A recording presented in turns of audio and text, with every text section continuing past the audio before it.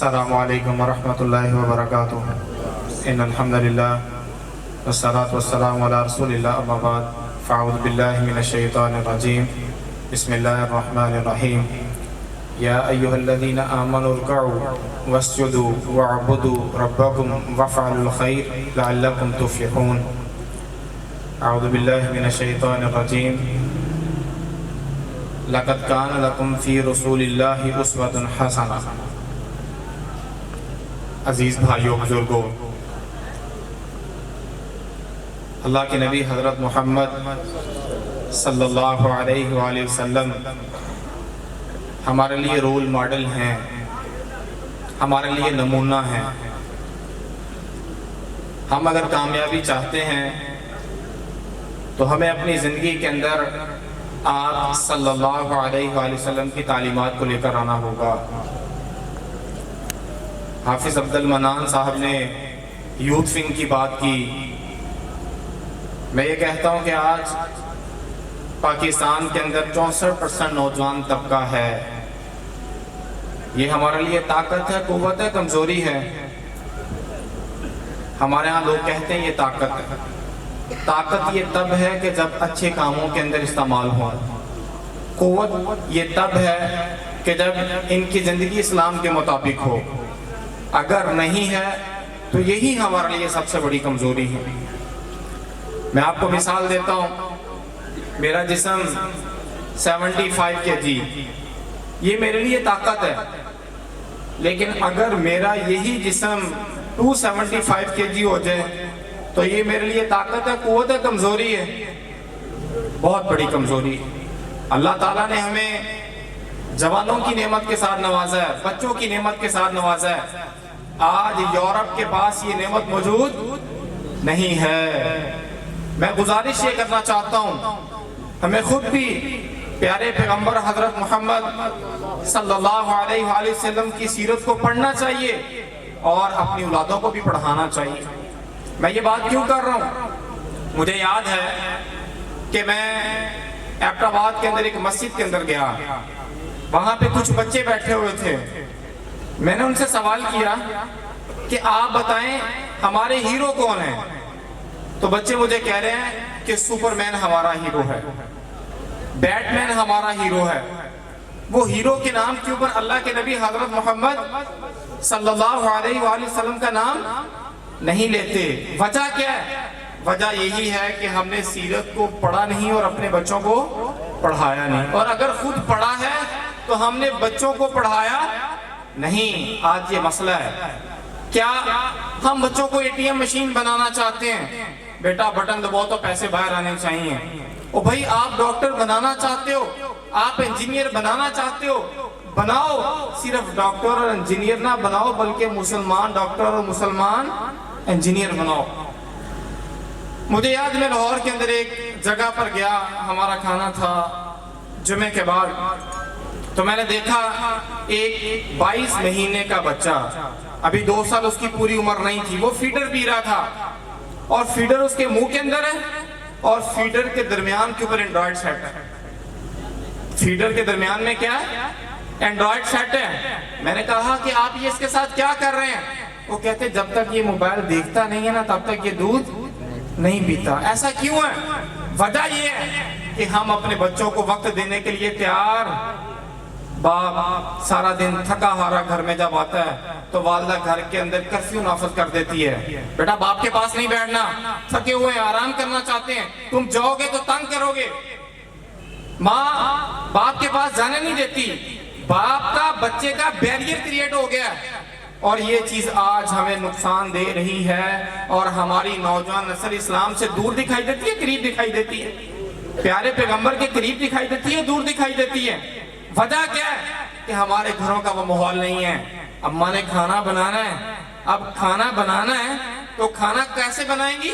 جب بچے کے ہاتھ کے اندر موبائل آئے گا، اماں سپون کے ساتھ کھانا بنائیں گی، اور اماں کھانا بناتی ایسے ہیں کہ بچے کو موبائل دے دیتی ہے۔ اور ہمارا نوجوان بھی، اس کی ٹانگیں 1 کلومیٹر تک نہیں چلتی، اور اس کا انگوٹھا دن بھی چلتا ہے رات بھی چلتا ہے، تھکتا ہے؟ وہ 1 کلومیٹر نہیں چلتی، یہ دن بھی چلتا ہے اور رات بھی چلتا ہے، تھکتا نہیں ہے۔ میں آپ سے گزارش کرنا چاہتا ہوں، اگر آپ اپنا کل اچھا دیکھنا چاہتے ہیں تو پھر آپ کو دین اپنی اولادوں تک پہنچانا پڑے گا۔ اللہ کے نبی حضرت محمد صلی اللہ علیہ وآلہ وسلم کی سیرت کو اپنے بچوں کو پڑھانا پڑے گا۔ سوال خود سے بھی کیجئے اور اپنی اولاد سے بھی کیجئے، اپنی اولاد سے بھی کیجئے۔ میں یہ کہتا ہوں، آپ اپنی ہمشیرہ کے گھر جاتے ہیں صبح 10 بجے، بچے جب گھر کے اندر دکھائی دیتے ہیں نا تو آپ کیا سوال کرتے ہیں؟ بیٹا اسکول نہیں گئے؟ آج تم نے اسکول کی کلاس نہیں لینی تھی؟ میں کہتا ہوں کبھی ایسا سوال بھی کیا کہ نماز کا وقت ہو، آپ کسی جگہ پہ جائیں، بچے موجود ہوں اور آپ کہیں بیٹا آج تم مسجد میں نہیں گئے؟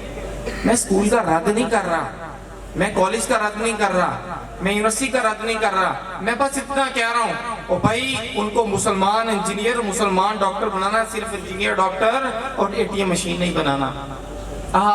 ہم کامیاب ہو جائیں گے اور اللہ کے نبی حضرت محمد صلی اللہ علیہ وآلہ وسلم کا دفاع کرنے والے بھی تب آئیں گے کہ جب آپ کی تعلیمات ہمارے گھروں کے اندر آئیں گے۔ خود سے سوال کیجئے، سیرت کی کون سی کتاب پڑھی ہے؟ اپنا محاسبہ کرنا چاہیے نا۔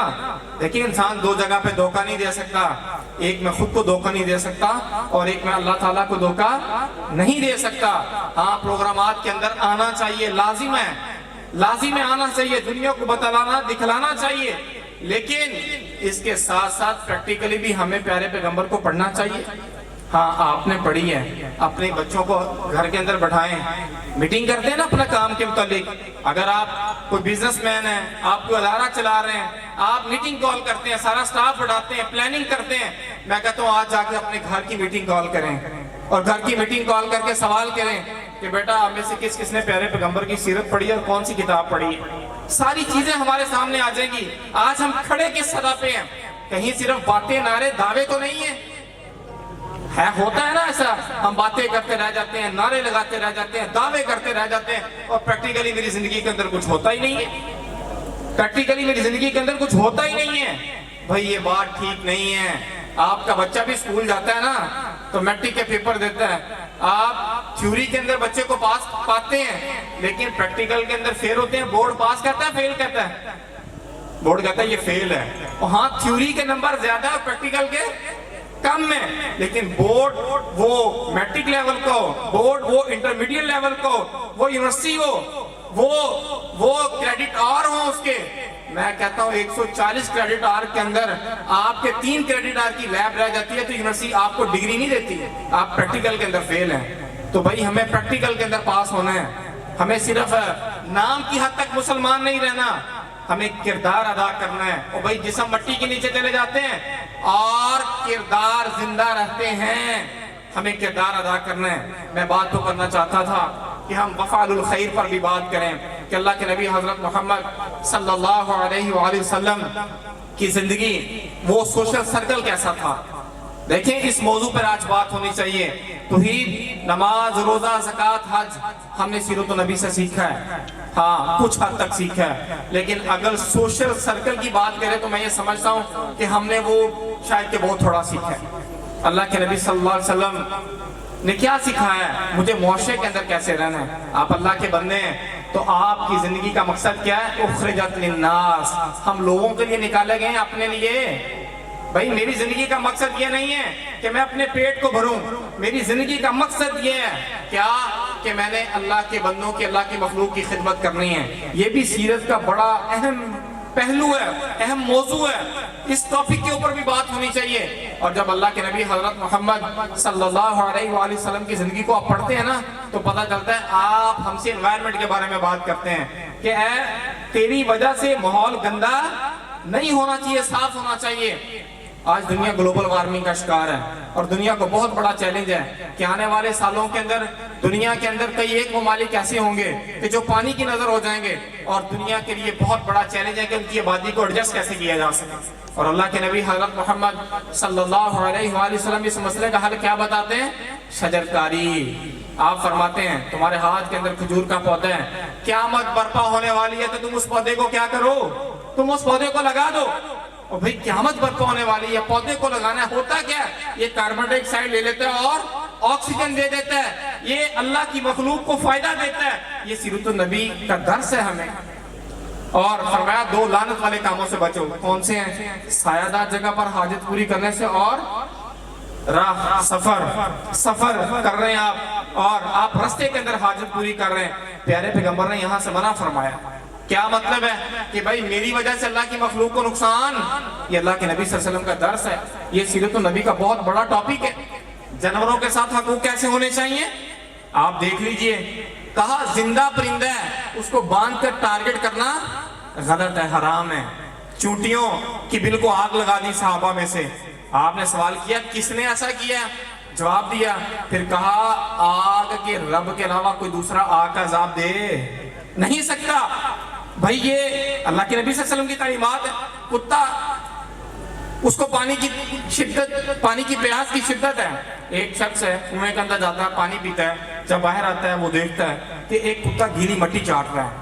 اب یہ اس کی پیاس کی شدت کو محسوس کرتا ہے. وہ دوبارہ کنویں کے اندر جاتا ہے اور پانی لے کر آتا ہے. اس کتے کو پانی پلاتا ہے. کیا کہا اس عمل کی وجہ سے اس کو کیا ملے گی؟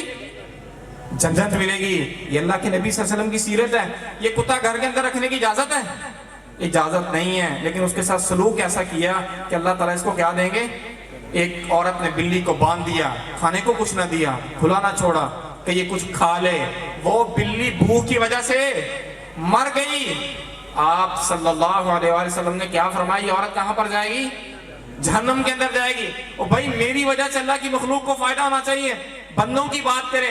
فرمایا اللہ بندے کی مدد کے اندر لگا رہتا ہے جب تک بندہ اپنے بھائی کی مدد کے اندر لگا رہتا ہے. فرمایا جس نے ایک انسان کی جان بچائی گویا کہ اس نے پوری انسانیت کی. سورہ مائدہ کے اندر ہے نا کہ جس نے ایک انسان کی جان بچائی گویا کہ اس نے پوری انسانیت کی جان بچائی. یہ سیرت کے اندر ہے. ہمیں اس چیز کو سمجھنا چاہیے. قرآن ہمیں یہ بات بتاتا ہے. فرمایا تم زمین والوں پر رحم کرو، آسمان والا تم پر رحم کرے گا. اور یہ سیرت ہے. یہ سیرت ہے. فرمایا بندوں میں سے اللہ کو وہ بندہ پسند ہے کہ جو ان میں سے نفع پہنچانے والا ہو. اس کائنات کے اندر کتنے لوگ ہیں؟ وہ بھائی 2 ارب سے زیادہ تو مسلمان ہیں. 2 ارب سے زیادہ تو مسلمان ہیں. فرمایا بندوں میں سے اللہ کو وہ بندہ پسند ہے جو ان میں سے نفع پہنچانے والا ہو. آپ اندازہ کر لیجیے. وہی اترتی ہے، اماں جی خدیجہ کے پاس جاتے ہیں، بوجھ ہے.